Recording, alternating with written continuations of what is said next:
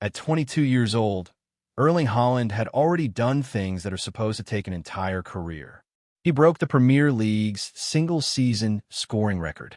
He scored 5 goals in one Champions League night. He made Pep Guardiola's Manchester City look even more terrifying. And while the football world was still trying to process it, one question kept getting louder. How is a kid from Norway putting up numbers that belong in the Messi and Cristiano Ronaldo conversation? We'll get to that, because the scary part is this might only be the beginning. When people talk about football superstars, they usually talk about magic. They talk about tricks, dribbles, flair, genius. Haaland arrived with something else. He felt like a storm. No wasted movement. No warning. Just goals. Ruthless, cold, inevitable goals. The kind that make defenders panic before the ball even reaches him. The kind that make stadiums go silent for 1 second and then explode. But what made Erling Haaland different was not just how many goals he scored. It was how quickly he made the impossible feel normal. And that is where the mystery begins. Because football has seen wonder kids before. It has seen teenagers hyped as the next big thing. It has seen clips, headlines, comparisons, and promise. Most of them fade. Some get crushed by pressure. Some never survive the jump to the highest level. So why did this one feel different? Why did coaches, defenders, and even legends start looking at this giant blonde striker like he was something football had not fully seen before? Why did every new record feel less like a surprise and more like a warning? To understand that, you have to go far away from the bright lights. Before the Champions League nights, before Manchester City, before the cameras followed his every step, there was a small town in Norway called Bryn. Windy, quiet, not exactly the place where the next global face of football is supposed to be built. Haaland was born in Leeds while his father, Erling Haaland, was playing in England. Football was already in the family. So was elite sport. His mother, Gry Marita, had been a top athlete too. He did not grow up around fantasy. He grew up around discipline, around training, around the idea that talent means nothing if you do not work like it can disappear tomorrow. That matters. Because Erling did not grow up chasing celebrity. He grew up chasing standards. Picture it. Cold air, wet grass, small pitches. The kind of football childhood that does not look glamorous on social media. No giant academy cameras. No luxury headlines. Just a boy who was bigger, stronger, and hungrier than everyone around him. A boy who seemed to enjoy scoring the way other kids enjoy winning a race at school. There was something almost unnatural about the obsession. He wasn't playing for attention. He was playing because scoring felt like breathing. But being born into football can become its own curse. Because when your father played professionally, people stop seeing you as yourself. They compare. They question. They assume doors open for you. They wait for proof that you are not just writing a surname. And in Haaland's case, there was another problem. He was from Norway, not Brazil, not Spain. Not Argentina, not one of football's usual power factories.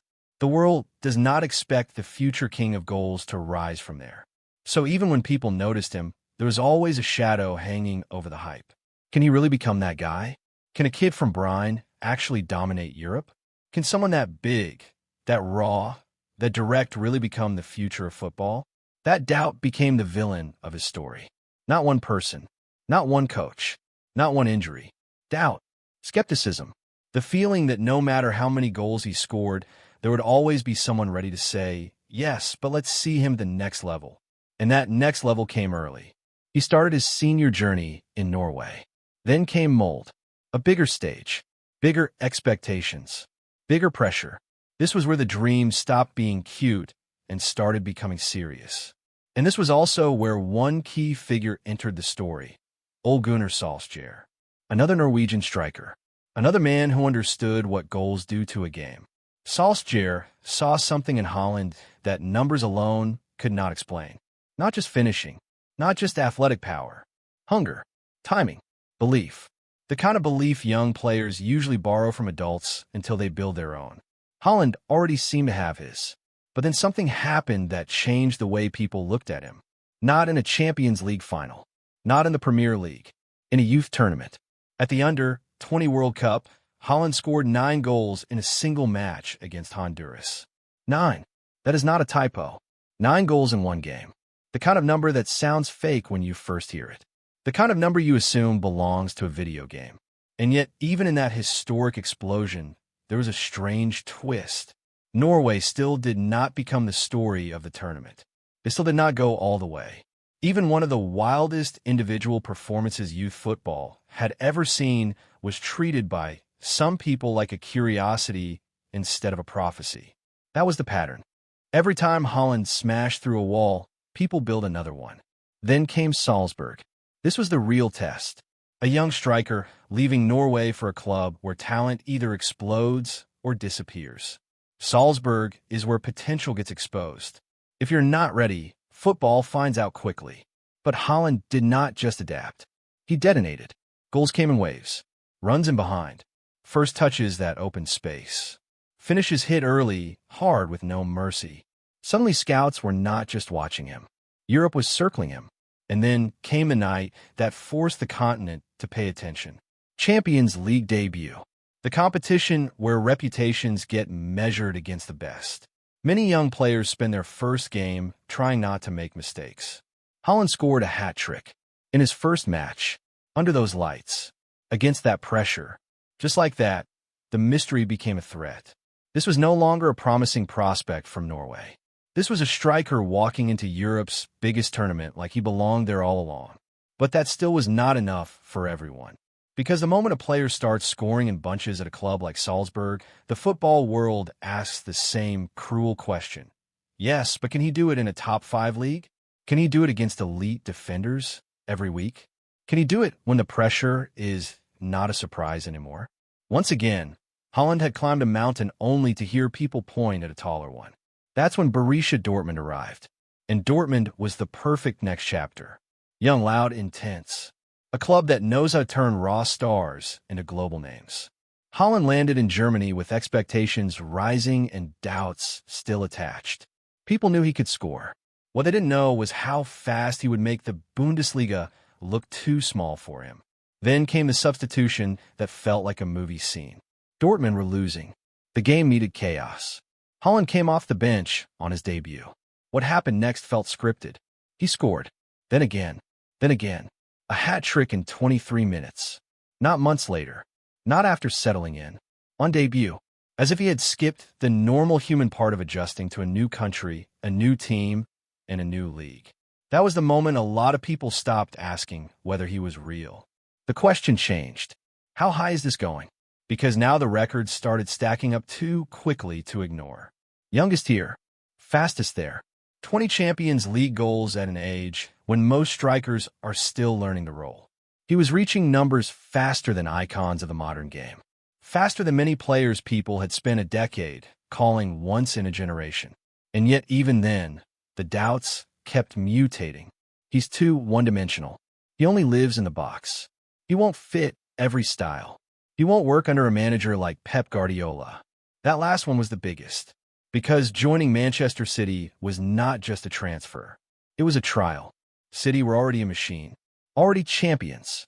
Already one of the most complex and dominant teams in the world. Some said a striker like Haaland would actually make them worse. Too direct. Too vertical. Too obsessed with goals for a system built on control. It sounded smart. It sounded tactical. It sounded reasonable. And then the season started. What happened next changed everything. The Premier League is supposed to humble new arrivals. Fast offenders. Physical battles. Relentless schedules. No easy nights. Great players have needed a year just to understand the rhythm. Haaland attacked it like he had been waiting his whole life. Goals started pouring in so fast that defenders looked beaten before kickoff. Hat tricks became normal conversation. Records that were meant to survive generations started shaking by autumn. And the scary thing was, he did not look emotional doing it. He looked calm, like this was exactly what he expected. That calm is part of what makes his story feel different. Some stars burn with visible rage. Some play like they need applause. Haaland often looks like a man locked inside a private mission. The celebrations can be huge. The moments can be wild. But underneath all of it, there's an icy focus. Like every goal is just another step towards something bigger only he can fully see. That is why defenders hate him. Not just because he is strong or fast, because he does not seem satisfied, ever. And then came the night against RB Leipzig. Champions League, knockout stage. The kind of stage where one missed chance can haunt a season. Haaland did not miss. He scored once, then again, then again. By the time he had 5, the stadium was no longer watching a match. It was watching history. Pep Guardiola eventually took him off. 5 goals, and the manager removed him before he could chase 6. Think about that for a second. The only thing that stopped him from hunting an even crazier record that night was his own coach. Now here's where it gets crazy. That season still had more waiting for him. The Premier League scoring record stood in front of him like a monument. One of those numbers that feels safe because too many great strikers had already failed to touch it. England had seen Thierry Henry, Wayne Rooney, Sergio Aguero, Didier Drogba, Harry Kane, Cristiano Ronaldo. Legends, killers, icons. And yet here was this young striker in sky blue, charging toward the record like it had personally insulted him. Then came a moment. Manchester City against West Ham. The tension was everywhere because everyone knew what was on the line. One goal, and history changes. But these moments are never simple. That is what makes them beautiful. A record is easy to read later, harder to live through in real time. Every missed run feels heavier. Every touch feels louder. The crowd does not just watch. It waits. Then the chance arrived. The pass came. Haaland burst through. The goalkeeper came out. Time slowed down. This is where legends either tighten up or rise. He lifted the finish over the keeper with the kind of composure that insults the pressure itself. The net moved. The stadium erupted. And just like that, Erling Haaland had broken the Premier League single-season scoring record. Not at 28. Not after years of adaptation. At 22. And that is the image that tells you everything about his story. Not just the goal. Not just the number. The feeling. The son of a former Premier League player, returning to England and turning the hardest league in the world into his personal chapter of football history. A kid for Brian, standing where only giants stand. A striker many believed would not fit Pep Guardiola's system, becoming the deadliest weapon in it. Let me put that into context. When players are compared to Messi and Ronaldo, it usually sounds ridiculous. Lazy. Forced. But Haaland forced the conversation for one reason: speed. He was not simply scoring a lot. He was reaching historic milestones at an age and pace that dragged his name into rooms reserved for football royalty. Youngest to certain Champions League marks. Fastest to others. Record-breaking numbers in England almost immediately. This is not normal greatness. This is accelerated greatness.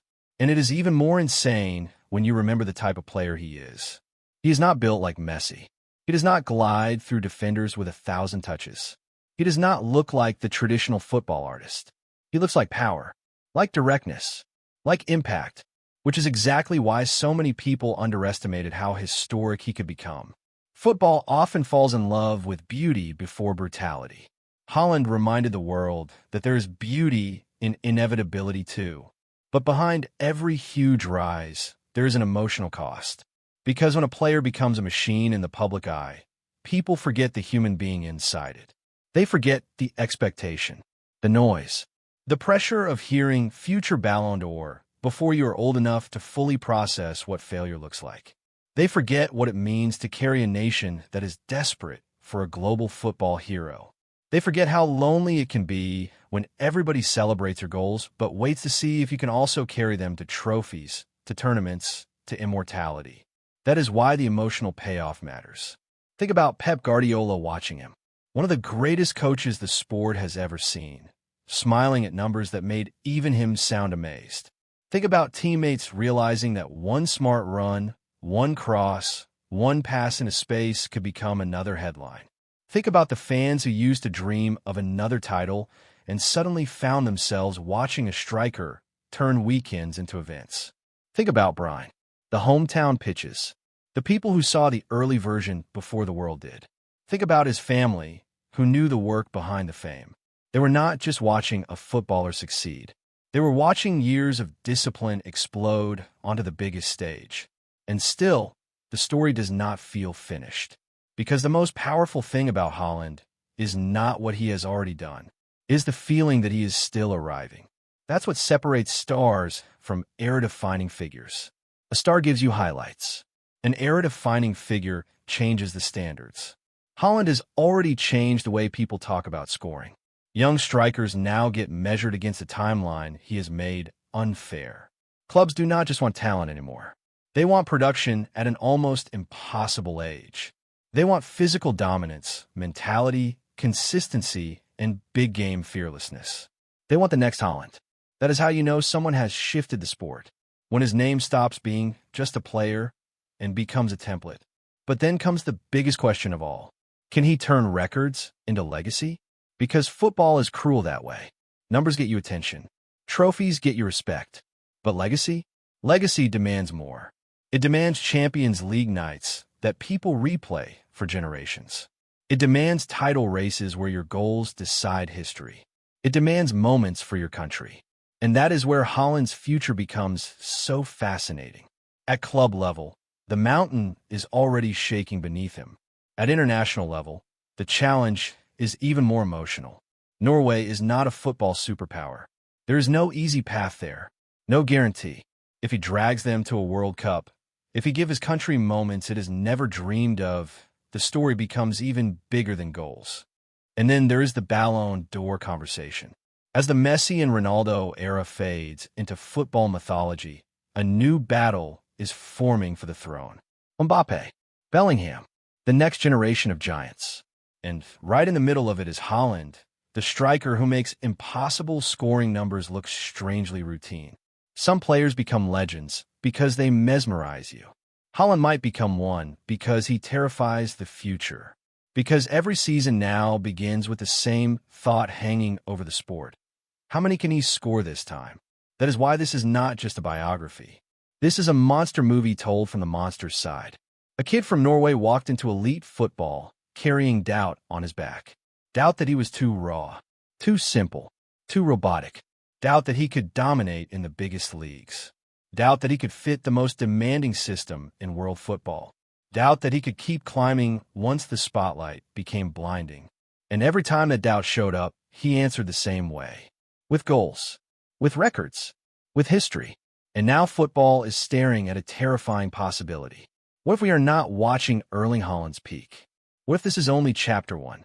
What if the kid who already stunned the Premier League, terrorized the Champions League, and forced his way into Ronaldo-level record conversations is still years away from becoming the finished version of himself? If that's true, then the real question is no longer whether Erling Haaland is destroying football records. The real question is this: how many records will be left when he's done? And is this the man who becomes the next true face of football?